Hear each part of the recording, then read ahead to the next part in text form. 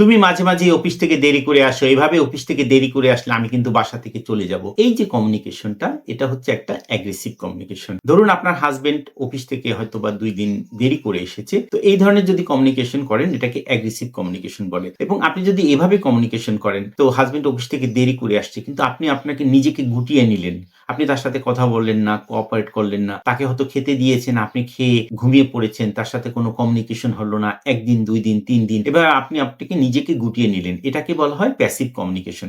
নিজেকে আপনি গুটিয়ে নিলেন। এক্ষেত্রেও কিন্তু দীর্ঘমেয়াদী আপনাদের সম্পর্কে কিন্তু একটা ফাটল ধরার সম্ভাবনা। কিন্তু আপনি যদি কমিউনিকেশনটা এভাবে করেন যেটাকে আমরা বলি অ্যাসার্টিভ কমিউনিকেশন। অফিস থেকে তুমি দেরি করে আসলে আমার অনেক সময় বসে থাকতে হয় এবং আমি খুবই ফ্রাস্ট্রেটেড এবং আমি খুবই লনলি ফিল করি। তো আসো আমরা এটা নিয়ে একটু আলোচনা করি। আসলে তোমার কেন অফিস থেকে ফিরতে দেরি হয় বা তুমি কেন একটা ফোন করতে পারছো না? এভাবে আপনার মানে যে এক্সপেকটেশনটা এটা ক্লিয়ারলি এবং দৃঢ় কণ্ঠে তাকে বলতে পারা এটাই হচ্ছে একটা অ্যাসার্টিভ কমিউনিকেশন। তো অ্যাসার্টিভ কমিউনিকেশন এর সবচেয়ে বড় শত্রু হচ্ছে যে একটা অ্যাজাম্পশন করা বা একটা জাজমেন্টাল হয়ে যাওয়া। একটা ধারণা করে নেওয়া সে হয়তো বাইরে ঘুরেছে বা বাইরে একটা অন্য কিছু করেছে। এই ধরনের জাজমেন্টাল বা মানে অ্যাজাম্পশন করা এটা আসলে করা যাবে না। তো অ্যাসার্টিভ কমিউনিকেশনটা করতে হবে যে খুবই রেসপেক্টফুল, অনেস্ট, ডাইরেক্ট একটা উইন-উইন একটা রেজাল্ট আসবে। এই ধরনের একটা মেন্টালিটি নিয়ে যখন আমরা কমিউনিকেশনটা করব তখন কিন্তু আমাদের কনফ্লিক্টটা কিন্তু ম্যানেজ হয়ে যাবে। তো স্বামী-স্ত্রীর মধ্যে যখন ঝগড়া চলছে তো কনফ্লিক্টটা যদি ম্যানেজ হয়ে যায় তাহলে তো কোনো প্রবলেম নেই। কিন্তু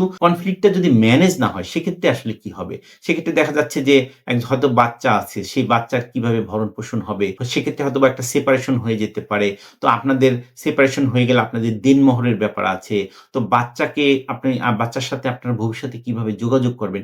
এই যে বিভিন্ন ধরনের এগ্রিমেন্টে আসা এটাকে বলা হয় নেগোসিয়েশন স্কিল। দ্যাট মিনস হচ্ছে একটা নেগোসিয়েশন স্কিল কনফ্লিক্ট এর প্লাস হচ্ছে নেগোশিয়েট করা মানে একটা এগ্রিমেন্টে আসা। তো প্রতিটা নেগোসিয়েশন করার পিছনে কিন্তু একটা কনফ্লিক্ট থাকে এবং কিন্তু প্রতিটা কনফ্লিক্ট ম্যানেজমেন্ট এর পিছনে কিন্তু নেগোসিয়েশন থাকে না। তো নেগোসিয়েশনটা হচ্ছে একটা স্ট্র্যাটেজিক ডিসিশন বা মেকিং যেটা আসলে একটা রেসপেক্টফুল উইন-উইন একটা সিচুয়েশন তৈরি করে। ২ পক্ষই কিন্তু উইন-উইন হয়। তো আমরা যদি কনফ্লিক্টটাকে ম্যানেজ করতে পারি তো আমাদের তো তাহলে আমাদের সম্পর্কটা বেঁচে গেল। সম্পর্ক সুরক্ষিত করলাম। কিন্তু আমাদের যদি দেখা যাচ্ছে সম্পর্কটাকে আসলে আমরা যদি টিকাতে না পারি, সেপারেশন এ যেতে হয়, সেক্ষেত্রে আমাদের ভবিষ্যৎ স্বার্থ কিভাবে সুরক্ষা হবে সেইটা নিয়ে আসলে নেগোসিয়েশন স্কিল কাজ করে। তো আমরা কিন্তু প্রতিদিনই কিন্তু শুনে থাকি যে কনফ্লিক্ট ম্যানেজ করতে হবে, নেগোশিয়েট করতে হবে।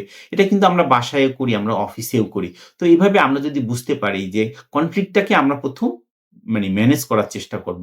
তো ম্যানেজ যদি আমরা না করতে পারি সেক্ষেত্রে উভয় পক্ষের কিভাবে একটা উইন-উইন সিচুয়েশন স্বার্থটাকে কিভাবে রক্ষা করা যায়, কিভাবে এগ্রিমেন্ট করে আমরা আসলে সামনে আরো ভালোভাবে থাকতে পারি, সেই কাজটা যদি আমাদের করা লাগে তখন আমরা এটাকে নেগোসিয়েশন স্কিল বলে থাকি। এবং এটার পিছনে অ্যাসার্টিভ কমিউনিকেশন কিন্তু খুব বড় একটা ভূমিকা পালন করে।